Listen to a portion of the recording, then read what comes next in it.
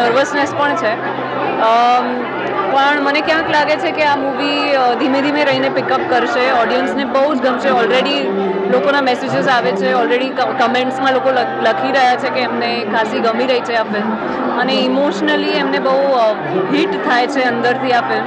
તો એ જ પર્પસ પણ હતો ફિલ્મનો. તો આઈ એમ જસ્ટ વેરી એક્સાઇટેડ.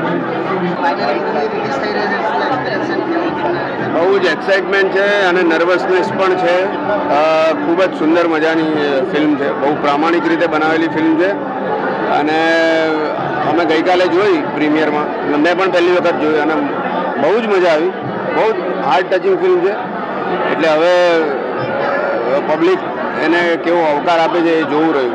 અત્યાર સુધી તમે ઘણા બધા રોલ કર્યા છે, એક તમે ગંભીરતા અને સિરિયસતા વાળો રોલ કરી રહ્યા છો, એ વિશે આપ શું કહેવા માંગો?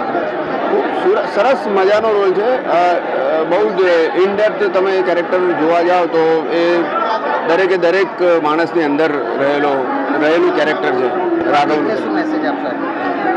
પબ્લિકને આજે હું એટલું જ કહીશ કે આજે જ ફિલ્મ રિલીઝ થઈ છે અને તરત જ તમારા ફેમિલી સાથે આ ફિલ્મ જોવા જાઓ. બહુ જ મજા આવશે. It's a cinematic experience. હા બેટા, આ પિક્ચરમાં તને રોલ કરીને કેવું લાગ્યું?